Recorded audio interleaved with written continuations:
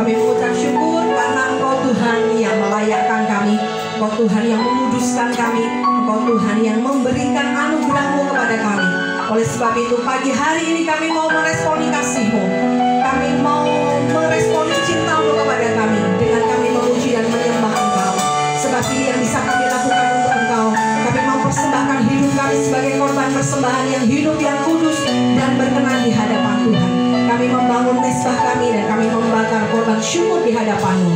Dan biar semuanya ini untuk kemuliaan nama Tuhan. Kami menyenangkan-Mu dan Engkau berkenan atas ibadah kami. Kami dedikasikan hidup kami dedikasikan ibadah kami ke dalam tangan-Mu. Di dalam nama Tuhan Yesus Kristus kami berdoa dan mengucap syukur. Haleluya. Amin. Terima kasih Tuhan. Lebih dari yang telah ku minta, lebih dari yang telah ku pikirkan, semuanya Engkau sediakan dalam hidupku.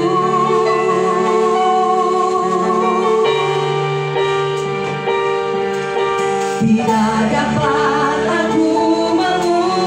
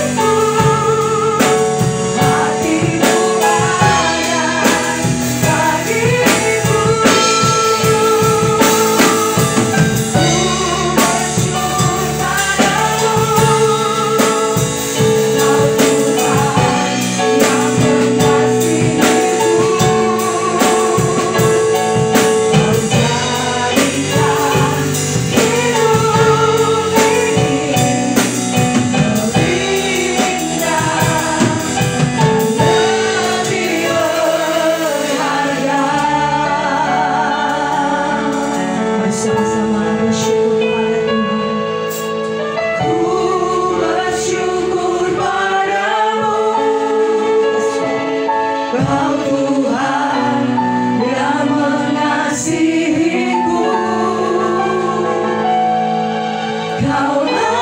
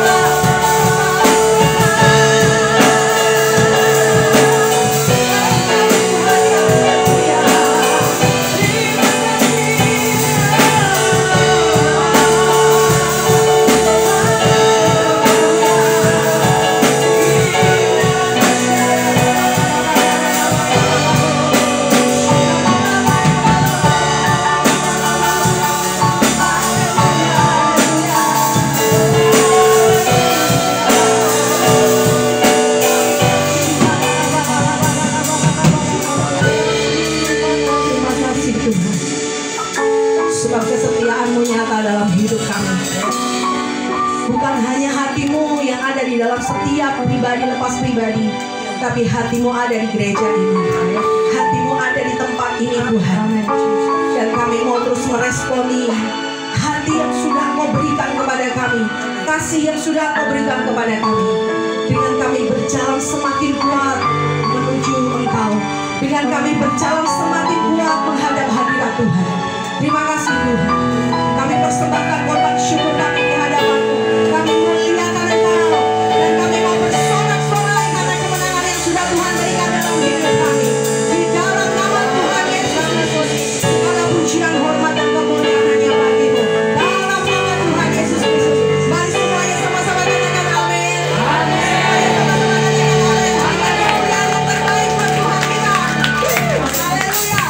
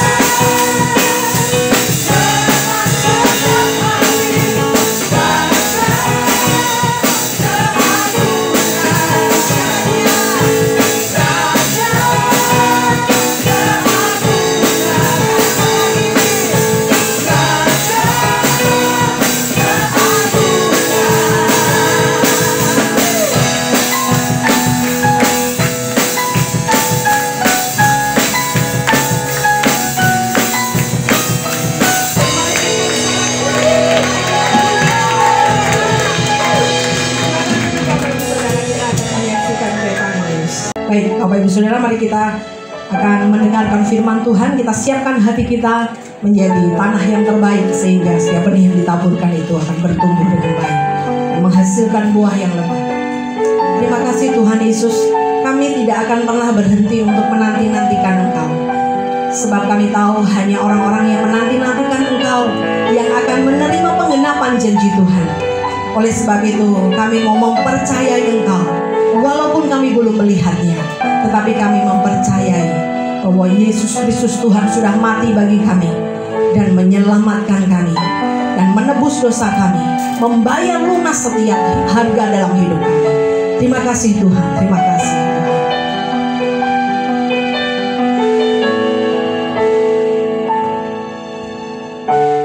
Kekuatan di hidupku, ku dapat di dalam-Mu. Kau teguhkan hatiku, tiada yang mustahil bagimu. Sebab aku percaya, bukan karena melihat, namun karena firman-Mu yang selalu digenapi di hidupku. Ku percaya, bukan karena melihat, namun karena firman-Mu tiada pernah berubah.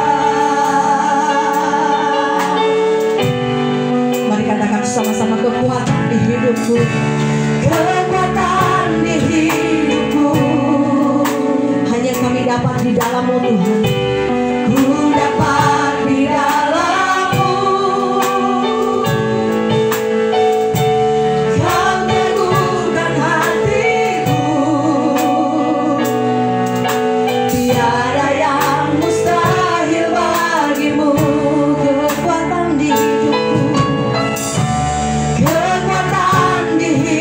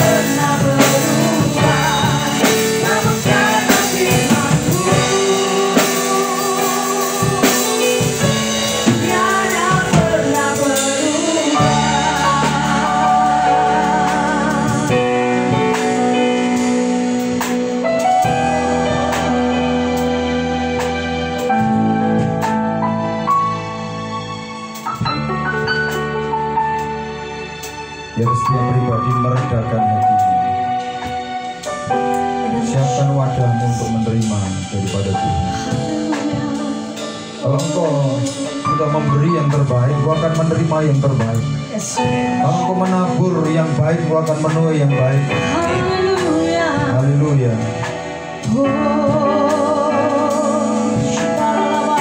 Terima kasih Tuhan. Terima kasih Tuhan. Haleluya. Kekuatan di hidupku,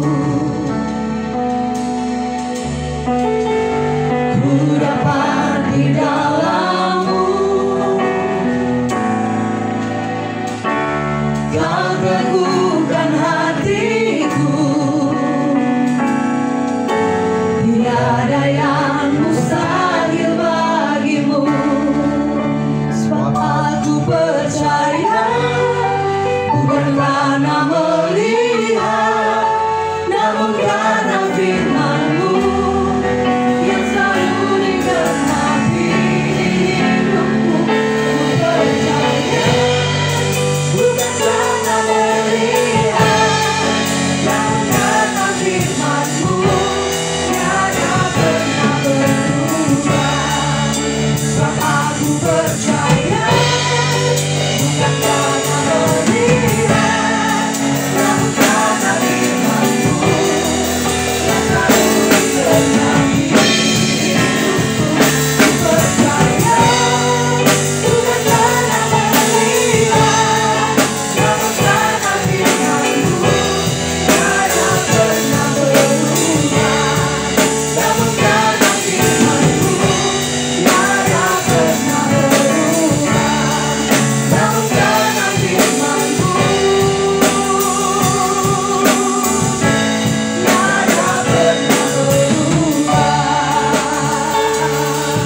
ini yang kami percaya Tuhan. Firman-Mu tidak pernah berubah. Dan firman-Mu itu ketopong keselamatan dan pedang roh buat kami. Karuniakan roh hikmat pengertian buat kami, supaya kami bukan hanya menjadi pendengar-pendengar, tapi kami menjadi pelaku-pelaku firman.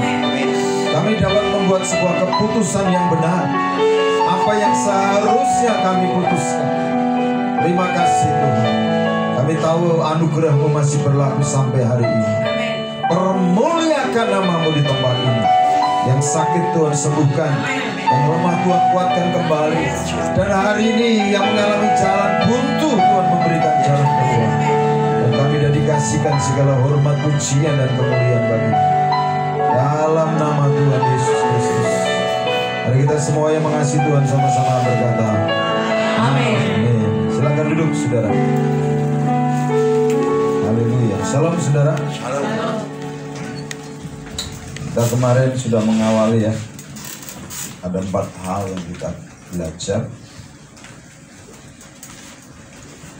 Sehingga kita bukan hanya orang-orang yang mengerti bahwa Tuhan Yesus ini naik ke surga, tapi kita menjadi orang-orang yang menanti-nantikan kedatangan Tuhan Yesus yang kedua kali. Dengan cara apa? Yang pertama adalah berdoa dengan tekun. Yang kedua, merestorasi diri. Gereja ini juga sedang direstorasi. Ini makanya Warta ini direstorasi sudah bertahun-tahun gak ada perubahan. Karena apa? Yang nangani nggak merestorasi diri. Nggak ada ide yang kreatif. Kemudian yang ketiga itu menerima kuasa. Nanti saudara minggu ke depan ya, saudara persiapkan untuk puasa ya, karena tanggal 23 ini kan pencurahan. Bukan memperingati ya, tetapi begini saudara, jejak sejarah itu jadikan pijakan untuk saudara mengalami. Jangan setiap tahun memperingati terus memperingati, tapi nggak ngalami saudara. Dan yang keempat itu melaksanakan mandat, yaitu menjadi pembawa kabar baik kepada semua orang, kepada suku-suku bangsa, kepada bangsa-bangsa. Sehingga kita ini bisa bukan hanya di Magelang, kaki kita bisa melangkah ke Kupang, bawa berita Injil ke Papua, membawa berita Injil ke Flores, ke Kamboja, ke China, ke India. Apakah saudara nggak ingin? Gitu loh saudara. Orang itu kalau sudah tidak punya keinginan ya, makanya yang lalu kita akan bicara tentang apa? Kehilangan apa? Ekspektasi. Orang sudah kehilangan ekspektasi. Mau dipercaya apa saja itu pasti nggak ada hasil. Jadi sudah nggak produktif lagi. Artinya ngalami kemandulan. Orang itu kalau sudah mandul mau diapain nggak bisa. Saya ini punya ayam yang sudah mandul, bertelur bisa, menetaskan anaknya nggak bisa. Ya. Air telurnya dipatukin sudah. Loh, saya bilang ini lihat ayam ini minum telurnya sendiri. Nah, mari kita lihat hari ini kita akan bicara bagian dari restorasi, yaitu tanah darah. Banyak orang yang tidak menyadari bahwa apa yang properti yang dihasilkan itu masuk kategori tanah darah. Kita akan melihat, saudara, di ayat yang ke Kisah Rasul. Dahulu ia termasuk bilangan kami dan mengambil bagian di dalam pelayanan kami. Pelayanan ini. Yudas ini telah membeli sebidang tanah dengan upah kejahatannya. Lalu ia jatuh tertelungkup dan perutnya terbelah sehingga semua isi perutnya tertumpah keluar. Hal itu diketahui oleh semua penduduk Yerusalem, sehingga tanah itu mereka sebut dalam bahasa mereka sendiri Hakaldama, artinya tanah darah. Jadi saya belum pernah ya ketika 5 kali ke Israel ini, saya sebenarnya ingin tahu memang ada tempat yang namanya tanah darah, saudara. Sebab ada tertulis di dalam kitab Mazmur, biarlah perkemahannya menjadi sunyi dan biarlah tak ada penghuni di dalamnya, dan biarlah jabatannya diambil oleh orang lain. Saudara, kata tanah darah ini di dalam Alkitab itu muncul, itu ada 2 tempat, saudara. Ya. Yang pertama tadi di Kisah Rasul 1 ayat 19. Di dalam Kisah Rasul 1 ayat 19 itu jelas dikatakan apa? Di situ bahwa itu tanah yang dibeli oleh Yudas dari apa? Upah kejahatannya. Saudara tahu Yudas ini punya apa? Dia pemegang keuangan dan dia dia seorang yang korup, dan hasil kejahatannya itu diberikan tanah, dan dikatakan dia mati di situ, gantung diri dan perutnya terbelah. Artinya apa? Tanah yang tertimpa darah, saudara. Itu arti pertama tanah darah. Jadi darahnya Yudas yang mengenai tanah.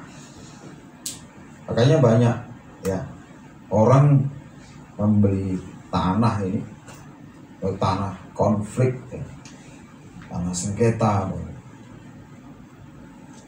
Ini disebut tanah darah. Jadi ini disebut Hakaldama. Sehingga ini tanah ini menjadi apa? Tandus, tidak produktif. Kemudian ada lagi di dalam Matius pasal yang ke-27 ayat 3 dan 8. Ini makna dari tanah darah, kita lihat ya. Pada waktu Yudas yang menyerahkan dia melihat bahwa Yesus telah dijatuhi hukuman mati, menyesallah ia. Lalu ia mengembalikan uang yang 30 perak itu kepada imam-imam kepala dan tua-tua dan berkata, "Aku telah berdosa karena menyerahkan darah orang yang tak bersalah." Saudara perhatikan, di sini Yudas ini ya menyadari tetapi tidak bertobat.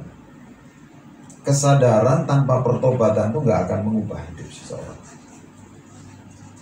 Sehingga Yudas membuat keputusan yang salah. Kita lihat ya. Tetapi jawab mereka, "Apa urusan kami dengan itu? Itu urusanmu sendiri." Maka ia pun melemparkan uang perak itu ke dalam bait suci, lalu pergi dari situ dan menggantung diri. Imam-imam kepala mengambil uang perak itu dan berkata, "Tidak diperbolehkan memasukkan uang ini ke dalam peti persembahan, sebab ini uang darah." Apa yang dimaksud uang darah ini, saudara perhatikan? Ya, tanah darah ini uang yang dibeli dengan uang darah, yaitu 30 keping perak ini dari hasil menjual Yesus. Karena di sini dikata sesudah berunding mereka membeli dengan uang itu tanah yang disebut tanah tukang periuk untuk dijadikan tempat pekuburan orang asing. Itulah sebabnya tanah itu sampai pada hari ini disebut tanah darah.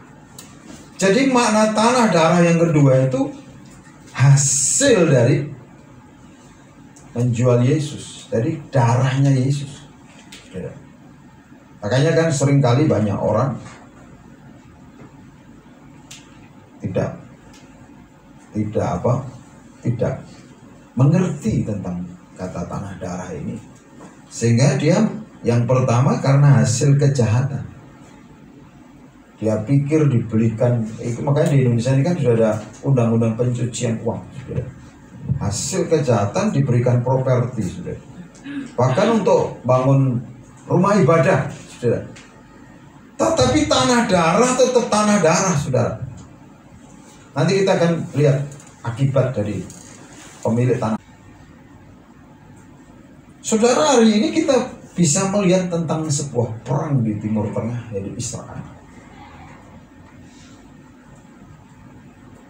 Tanah atau Gunung Moria ini ya, itu kan miliknya orang Yebus. Daud mau buat apa? Daud mau buat bait suci. Orang-orang Yebus ini ingin ingin berbuat baik karena engkau mau buat rumah Tuhan. Ambilan aja. Tapi tanah ini ya, Daud berkata, "Enggak, aku punya duit." Akhirnya aku harus menakar emas dan perak. Dan akhirnya sudah Yerusalem ini dibeli dengan uang sama Daud, dengan uang emas dan perak. Sehingga siapapun ya, tidak bisa ambil. Kenapa, saudara? Karena firman Tuhan berkata, ikat persahabatan dengan mempergunakan mamon. Mamon, uang. Sehingga apa? Itu sah. Tuhan menjadi saksi bahwa itu adalah milik Daud dan keturunannya. Jadi gak ada orang bisa ambil. Lagi di Alkitab tertulis tanah Mamre ya, Hebron. Kayaknya saya ini juga punya tanah Hebron. Hebron itu artinya kan beachhead atau unity. Makanya pijakan gereja ini kan unity. Kalau orang nggak bisa unity harus terpental pasti. Nah, saudara, waktu Abraham itu berkata dengan orang-orang di situ, saudara, orang-orang Mamre, dia berkata, "Aku mau menguburkan aku mau mencari tanah untuk kuburan dan tempat tinggal. Orang-orang di situ mau cepat dia, udah ambil aja nggak apa-apa. Nggak, kami harus beli di situ, saudara. Nah, saudara, dari dua peristiwa ini, makanya sejak pertama pelayanan, saudara, semua mesti saya nukar dengan uang.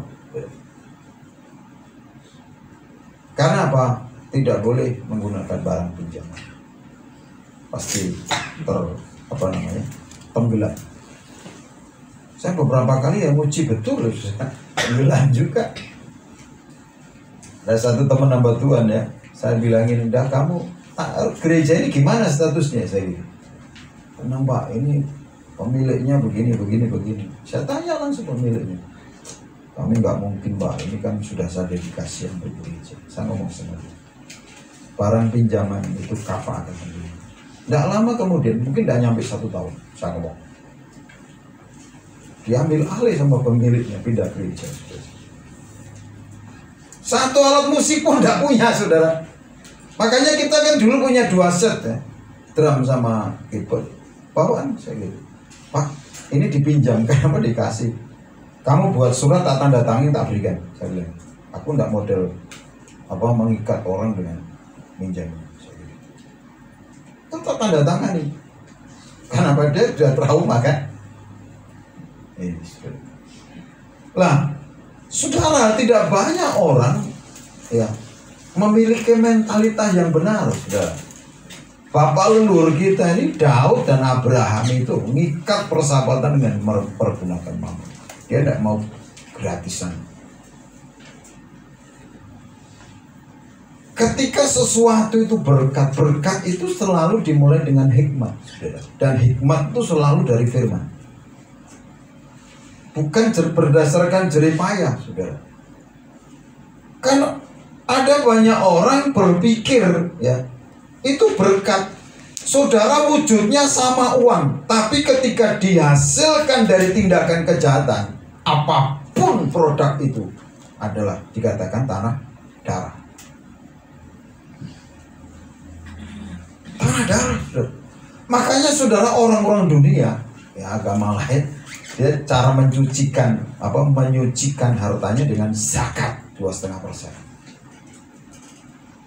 Kalau kita diajari dengan persepuluhan, itu menguduskan hartanya. Tapi orang dunia kan tidak banyak tahu, saudara ya.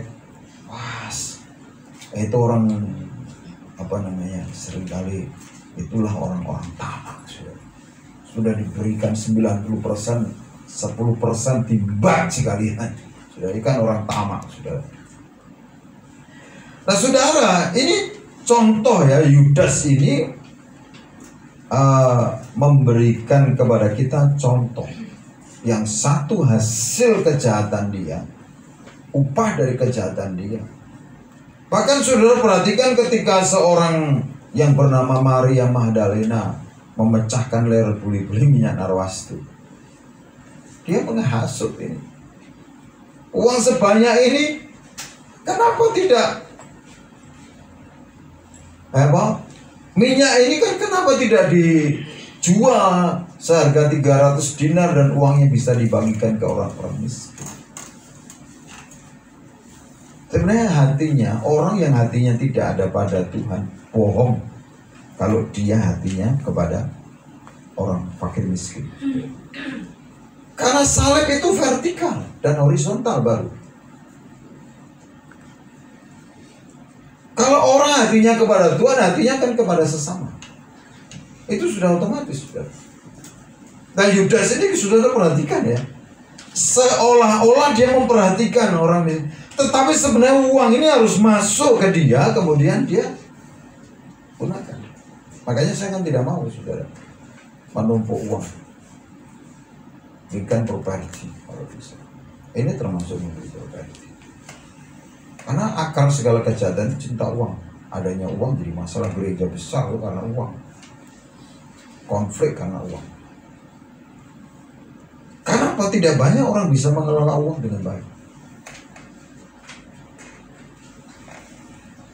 Dan seringkali orang menjual pelayanan, menjual Yesus untuk apa? Mendapatkan uang. Bahkan saya ini dulu saudara ngalami loh, full timer keluar jual saya untuk pinjaman hutang saudara. Orangnya ngomong sama saya, loh, wah ini. Apapun yang dihasilkan dari uang darah, ini akan memberi dampak. Karena di dunia ini saudara, tidak ada yang namanya gratis. Semua itu ada konsekuensi. Apa yang kamu tabur itu akan kamu tuai. Akibat itu pasti ada sebabnya. Kalau ada asap pasti ada api.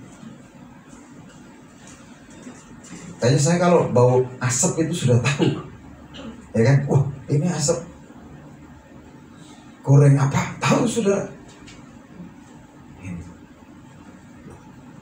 Bapak Ibu Saudara dikasih Tuhan, ya kita belajar. Kata tanah darah itu yang pertama, hasil uang yang digunakan membeli itu karena hasil kejahatan.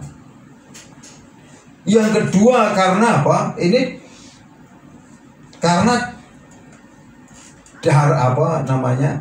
Yang pertama ya darah, simpelnya yang pertama itu darahnya Yudas yang tertumpah di tanah itu. Sehingga tanah itu dikatakan tanah darah. Yang kedua adalah tanah yang dibeli dengan hasil kejahatan menjual Yesus, yaitu darahnya Yesus. Jadi tanah darah ini ada dua hal. Yudas beli dari hasil kejahatan, akhirnya dia darahnya tertumpah ke tanah itu, sehingga tanahnya disebut tanah darah. Makanya saudara, setiap orang kalau tinggal di tanah konflik ya, tanah darah, itu nggak ada yang namanya damai sejahtera. Tinggal di satu tempat di mana tanah itu adalah hasil dari tipu-tipu, tidak pernah akan tenang. Bahkan anak cucunya tidak akan mewarisi. Makanya Bapak Ibu Saudara, ya kan menarik saudara ya. Dan saya ini setiap tahun itu kan ada kisah tentang Yudas ya. Jadi menjelang Paskah itu makna ya. Kita mesti harus merestorasi diri. Cara kita menggunakan uang kita, cara kita ini apa namanya, mengalokasikan. Mungkin orang ya, orang itu tidak apa namanya, tidak tahu apa yang saudara beli itu dari hasil apa, tapi Tuhan tahu. Makanya yang jaga tak kasih tahu. Ada orang pinjam minta bambu ya, berapa? 10 ya, kasih. Gak taunya ngambilnya lebih dari 10 sudah. Padahal udah dikasih tahu sama penjaganya. Bilang, Pak nanti kalau mau potong bambu tak temani. Gak ngomong-ngomong. Begitu saudara angkat satu bambu naik ke atas, aman. Naik yang kedua apa? Yang dia bawa ular sudah. Kaget dia. Wah, sampai dia akhirnya bambunya, alatnya dikembalikan juga. Wah, Pak Bambang itu ngingu ular katanya. Saya bilang, banyak orang jahat itu kadang-kadang berpikir ya bisa lari aman. Ya. Kenapa? Dia akan dikejar lebih kuat. Dan kita lihat saudara dampaknya saudara. Jadi kita lihat bahwa ternyata makna dari uang darah ini adalah bahwa pembelinya berbeda, tanahnya berbeda juga. Jadi ada dua tanah, Yudas itu punya dua tanah. Yang satu tanah karena apa? Ini ada dua tanah, yang satu tanahnya apa? Tanahnya imam-imam yang dibeli dari uangnya Yudas 30 keping perak, yang Yudas dapatkan dari hasil menjual Yesus. Disebut tanah darah. Yang kedua, tanah yang satunya hasil kejahatannya Yudas, dia beli tanah, dia gantung diri di situ, kemudian darahnya tertumpah. Itu tanah, ada jenis dua tanah. Kemudian uangnya juga berbeda. Yang satu uang 30 keping perak hasil penjualan menjual Yesus yang dibuang ke bait suci. Yang satu adalah uang upah kejahatan. Kemudian saudara, kita akan melihat di dalam ayat yang ke-20. Sebab ada tertulis dalam kitab Mazmur. Coba kita lihat apa yang tertulis dalam kitab Mazmur. Ini dampaknya, saudara. Dampak yang pertama di dalam Mazmur 69 ayat 25 dikatakan, biarlah perkemahan mereka menjadi sunyi. Yang kedua, biarlah kemah-kemah mereka tidak ada penghuni. Biarlah perkemahan mereka menjadi sunyi, dan biarlah kemah-kemah mereka tidak ada penghuninya. Yang kedua, tidak ada penghuninya, sudah selesai sudah. Saya di kampung-kampung ini ada rumah-rumah besar, gak ada penghuninya, saudara. Anaknya tidak mau pulang. Rumah saya masih ada penghuninya, saudara. Rumah besar ya. Karena bapak saya mempersiapkan tanahnya dihibahkan ke gereja, sehingga dibangun gereja, ada pendeta ini di situ. Perhatikan yang ketiga, biarlah umurnya berkurang. Dari mana? 109 ayat 8. Ini kan dari, saya klik dari Kisah Rasul 1:20. Jadi tanah darah, makanya seringkali kan sengketa ini membuat orang itu kehilangan kekuatan, sehingga umurnya berkurang. Padahal Tuhan tuh bilang 70-80 kalau kuat, ya kan? Belum 40 udah selesai. Kita mau ngomong kalau di rumah duka, kalau ada orang yang belum 40 kan kita, atau masih produktif itu kan bertanya-tanya ya. Makanya firman Tuhan berkata lebih baik di rumah duka daripada di rumah pesta. Karena di rumah duka ini kita bisa introspeksi. Itu akhir dari akhir hidup seseorang. Biarlah jabatannya diambil orang lain. Ya, jabatannya dia ini diambil sama Matias. Jadi banyak orang itu menyepelekan sesuatu. Kejahatan itu tidak hanya cukup untuk minta maaf. Karena apa? Setiap kejahatan itu ada konsekuensi. Sama seperti orang hutang.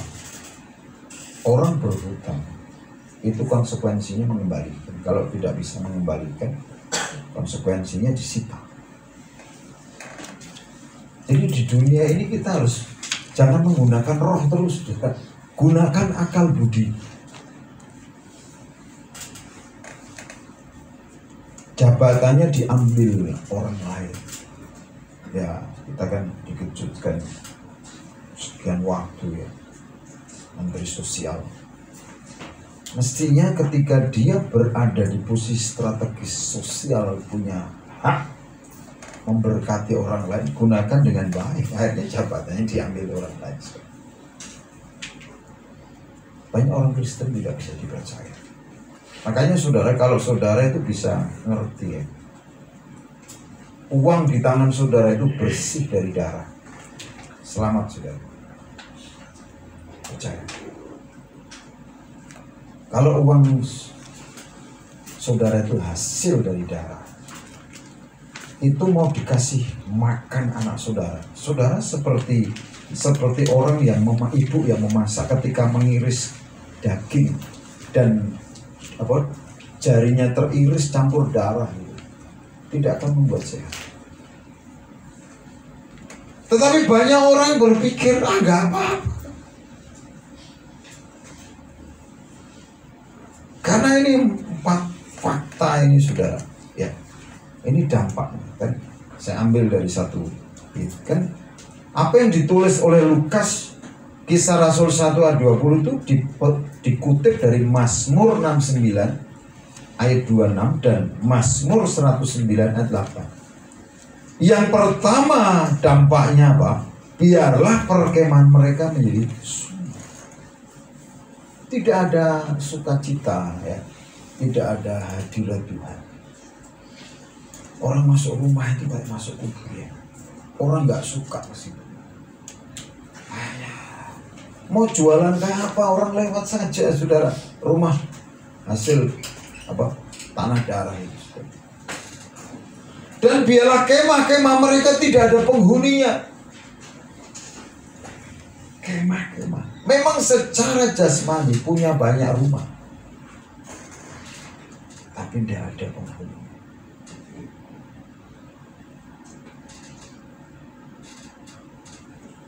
Hanya apa? Membayar pemeliharaan terus, ya, sampai meninggal dia. Kemudian biarlah umurnya berkurang. Hanya kalau saudara di dunia ini, ya, orang kalau bangun rumah itu, kalau orang itu, ya, hasil dari kejahatan itu nggak lama kok, nggak kok. Karena itu kan motifnya beda. Untuk apa? Menyembunyikan hasil kejahatan dengan cara dibangunkan rumah. Tuhan itu melihat itu motif, sehingga tidak lama meninggal. Makanya ketika orang meninggal itu saya sering kali bertanya, wah kenapa? Kenapa ya? Kenapa ya? Karena orang-orang dulu kan meninggalnya usianya padahal makanannya sederhana, timbul gitu, sudah tela gitu ya. Tapi ya seperti Amsal berkata, lebih baik makan apa sedikit daripada, ya kan, tetapi karena hasil kejahatan. Nah ini. Kemudian yang ketiga, yang keempat ini ya, biarlah jabatannya diambil.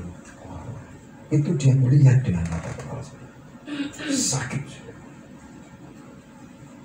Saya ngerti saudara. Kalau saudara Gembala Eva tiba-tiba tak copot kemudian tak ganti orang, mesti sakit. Gitu. WL tiba-tiba diganti, besok nggak usah WL, sakit. Karena apa? Oh nggak benar, jabatan diambil orang lain. Karena apa saudara? Karena orang dunia pun berkata jabatan itu amanah, saudara. Saya tidak pernah menginginkan jabatan, saudara, dalam pelayanan atau Tuhan, kalau Tuhan ya, itu berikan. Orang bisa dipercaya 1 kota, dia akan dipercaya 10 kota. Orang setia dengan perkara kecil, dia akan dipercaya perkara besar.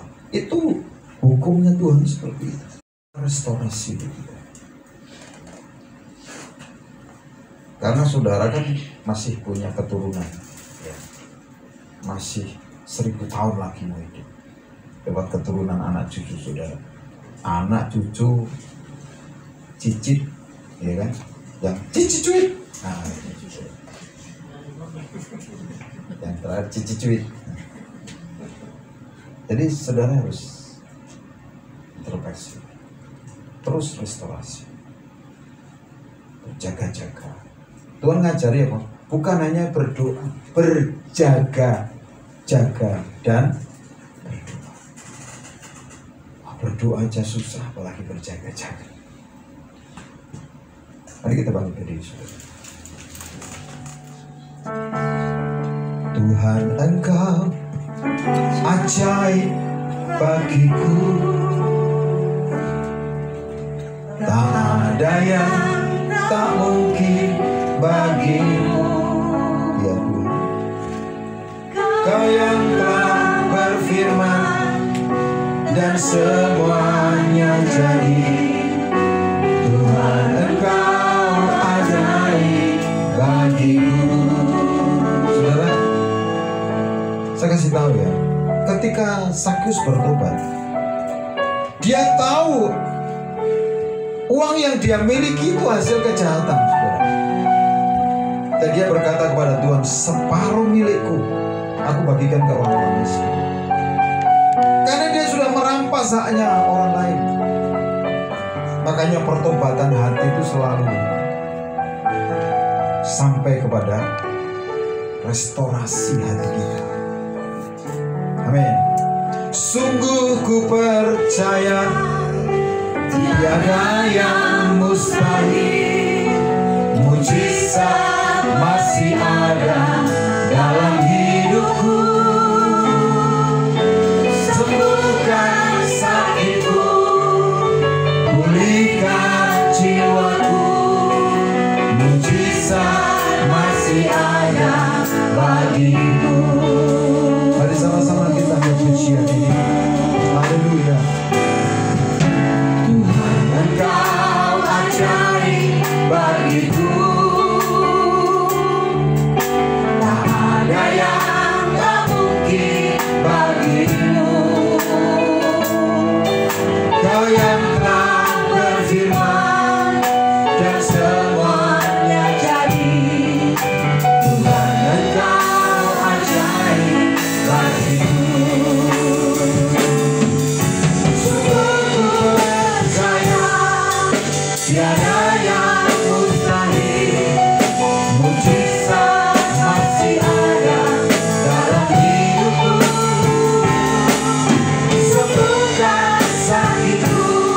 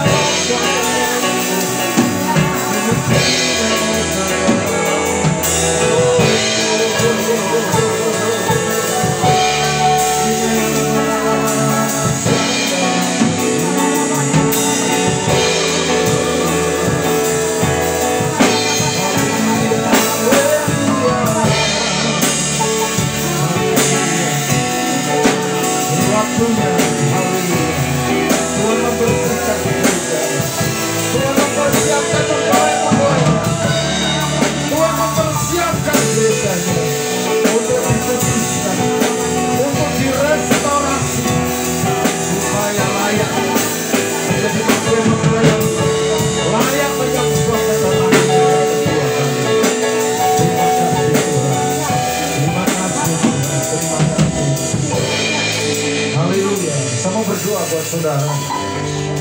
Seberapa banyak saudara yang mau direstorasi, yang hidupnya mau dikuduskan dan layak menyongsong kedatangannya Tuhan yang kedua kali. Sudah bisa angkat tangan saudara di tempat saudara. Tuhan melihat hati saudara. Tuhan melihat pertobatan saudara. Tuhan melihat kesungguh-sungguhan hati saudara. Bukan hanya sadar, tetapi mau bertobat dengan sungguh-sungguh. Oh, rala satara maka sakata karamasi. Gerata kaya lama takura kaya lama segede tekora maka kaya lama sadara. Gerata kaya lama sadara maka kaya segede tekora. Sekarang terima urapan yang baru. Tuhan menuduskan engkau. Urapan yang mentahirkan engkau. Menuduskan engkau. Menuduskan engkau. Jadikan baru. Di dalam nama Yesus. Di dalam nama Yesus. Di dalam nama Yesus. Terima kasih Tuhan. Terima kasih. Terima kasih Tuhan. Terima kasih, berikan roh hikmat, berikan pengertian. Lebih lagi supaya kami menjadi mempelai-mempelai yang kudus dan tak bercacat celah. Terima kasih Bapa. Dan sebelum kami jadi berkat di tempat dimanapun Tuhan tempatkan kami, keluarga kami, komunitas kami, tetangga kiri kanan kami, bahkan kota Magelang, kami berdiri bagi kota ini, bagi Kabupaten Magelang, bagi Jawa Tengah dan Indonesia, sampai setiap lutut bertelur dan segala lidah mengaku Yesus Kristus Tuhan. Tuhan layakkan dan berkati kami. Karena kami percaya orang-orang yang diberkati Tuhan, hidupnya akan menjadi berkat bagi banyak orang. Orang-orang diberkati Tuhan, apa saja yang dikerjakan yang berhasil, dia akan mengulurkan tangan kepada banyak orang. Dia menjadi alat bagi Tuhan, perpanjangan tangan Tuhan. Bahkan kaki mereka tidak akan terpelecok, tapi akan terus naik dan tidak pernah turun. Kami tidak mau berdoa untuk ibadah subuh pada hari Senin. Tuhan berkati umat-Mu dari manapun mereka yang mengikutinya.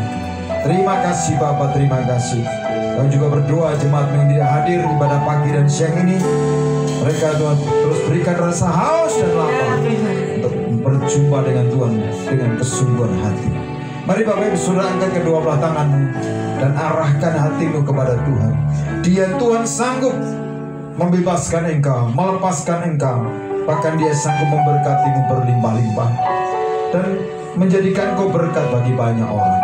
Maka sekarang terimalah berkat, anugerah, damai sejahtera, sukacita yang berlimpah-limpah dari Bapa di surga.